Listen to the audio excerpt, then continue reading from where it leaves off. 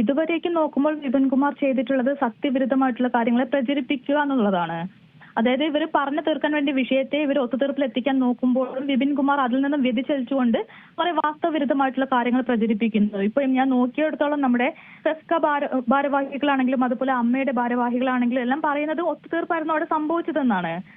പക്ഷേ ആ ഒരു ഒത്തുതീർപ്പിൽ നിന്ന് എന്തുകൊണ്ട് വിപിൻകുമാർ പിന്മാറി എന്നുള്ളത് ആലോചിക്കണം. അപ്പൊ ഞാൻ ഇതേ വിഷയത്തെക്കുറിച്ച് മുൻപും സംസാരിച്ചിട്ടുണ്ടായിരുന്നു.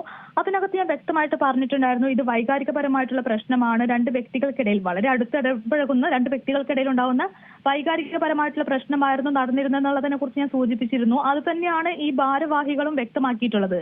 അപ്പൊ തുടർന്ന് അങ്ങോട്ടുള്ളത് ഞാൻ ഊഹിക്കുന്നത് അല്ലെങ്കിൽ ഞാൻ മനസ്സിലാക്കുന്നതുമായിട്ടുള്ള കാര്യം ഇത്രയും സത്യവിരുദ്ധമായിട്ട് അതും കരാർ ലംഘിച്ചുകൊണ്ട് ഒരു സംഘടനയ്ക്കുള്ളിൽ എന്ത് സംഭവിച്ചു എന്നതിനെ വളച്ചൊടിച്ചുകൊണ്ട് ഒരു വ്യക്തി പുറത്തു വന്ന് പറയുമ്പോൾ ഒന്നാമത്തെ കാര്യം ആ വ്യക്തിക്ക് അവിടെ നടന്നിട്ടുള്ള ചർച്ചയോ അല്ലെങ്കിൽ ആ ഒരു രമ്യതയിൽ എത്തിയിട്ടുള്ള ആ ഒരു നടപടിയോ അയാൾക്ക് ഓക്കെ അല്ല എന്നുള്ളതാണ്.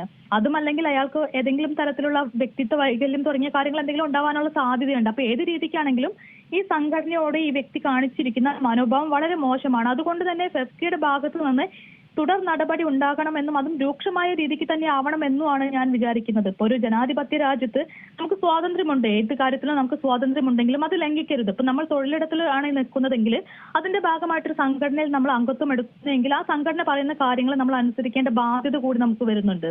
ഇതിൽ വിപിൻകുമാർ ആ ഒരു സംഘടന പറയുന്ന കാര്യങ്ങളെ അയാൾ വകവെക്കുന്നില്ല എന്നുള്ളതാണ് ഇതിനകത്തുള്ള ഏറ്റവും വലിയ പ്രശ്നം. അതുകൊണ്ട് തന്നെ ആ ഒരു സംഘടന പറയുന്ന കാര്യങ്ങൾക്ക് അയാൾ യാതൊരു വിലയും കൊടുക്കുന്നില്ല എങ്കിൽ സംഘടനയിൽ നിന്നും രൂക്ഷമായിട്ടുള്ള ഏതെങ്കിലും ഒരു നടപടി വേണമെന്നാണ് ഇതുവരേക്കും വിചാരിക്കുന്നത്. കാരണം ഫെസ്കയുടെ ഇതുവരേക്കുള്ള മൊത്തത്തിലുള്ള ഒരു രീതി എടുത്ത് നോക്കിയാൽ അറിയാൻ പറ്റും. അവർ മാക്സിമം ആയിട്ട് ഏതൊരു വിഷയത്തെയും രമ്യതയിൽ എത്തിക്കാൻ നോക്കുന്ന ആളുകളാണ്. രണ്ട് വശവും കേട്ട് ആ ഒരു പ്രശ്നത്തെ വഷളാക്കാതെ അത് ഒത്തുതീർപ്പിലേക്ക് എത്തിക്കാൻ നോക്കുന്ന ആളുകളാണ്. അപ്പൊ അതുപോലെ തന്നെയാണ് ഇതും കൈകാര്യം ചെയ്തിരിക്കുന്നത്. പക്ഷെ വിപിൻകുമാറാണ് ഇതുവരേക്കും ഇതിനെ വളച്ചൊടിച്ച് മുൻപോട്ട് കൊണ്ടുപോയിട്ടുള്ളത്. സോ ആ ഒരു പ്രശ്നത്തിൽ വിപിൻകുമാർ ഈ ചെയ്തിരിക്കുന്ന വളരെ മോശമാണ്. മാത്രമല്ല അയാളുടെ വിശ്വാസ്യത കൂടിയാണ് അവിടെ ചോദ്യം ചെയ്യപ്പെടുന്നത്. നമ്മൾ ഏത് വിഷയത്തിലാണെങ്കിൽ പോലും നമ്മൾ ഇനി ഇയാളെ എങ്ങനെ വിശ്വസിക്കും, ഇയാളുടെ പെരുമാറ്റ രീതി ഇങ്ങനെയാണെങ്കിൽ യാതൊരു വിശ്വസ്തയും പുലർത്താത്ത രീതിക്കാണ് എങ്കിൽ തുടർന്ന് അങ്ങോട്ട് അയാളുമായിട്ട് സഹകരിക്കാൻ സംഘടന എന്നുള്ള നിലയ്ക്ക് മാത്രമല്ല ഏതൊരു വ്യക്തിക്ക് കൂടി ബുദ്ധിമുട്ടായിരിക്കും.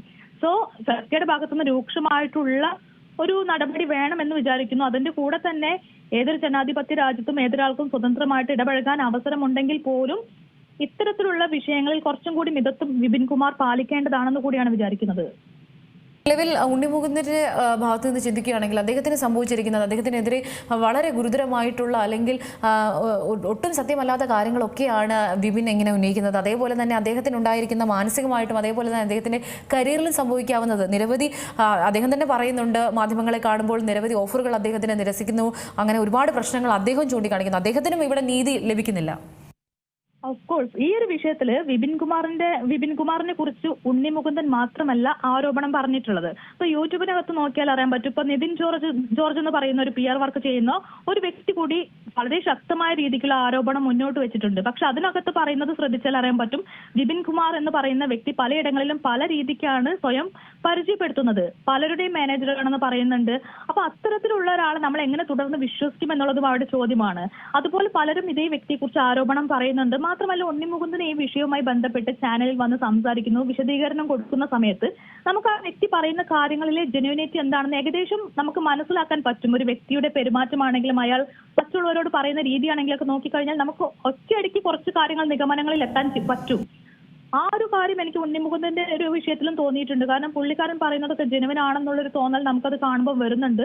അതിന്റെ കൂടെ തന്നെ സ്വന്തം തൊഴിലിടത്തിൽ നിന്നുകൊണ്ട് അവനവന്റെ കൂടെ നിന്നുകൊണ്ട് നമ്മുടെ കരിയറിനെ ഒരാൾ തകർക്കാൻ ശ്രമിക്കുക എന്ന് പറയുന്നത് ഒട്ടും നിസ്സാരമായിട്ടുള്ളൊരു കാര്യമല്ല. അത് ഉണ്ണിമുകുന്ദന് അയാളുടെ ആ ഒരു ആത്മരോഷം എന്താണെന്ന് നമുക്ക് മനസ്സിലാക്കാനും പറ്റും. ഈ ഒരു വിഷയത്തിൽ അയാൾ എന്തുകൊണ്ട് ഇങ്ങനെ ഇത്രത്തോളം ഇയാൾ ബോധഡാവുന്നു, എന്തുകൊണ്ട് ഇത്രത്തോളം മാനസികമായ സംഘർഷം അനുഭവിക്കുന്നു എന്ന് മനസ്സിലാക്കാൻ പറ്റും.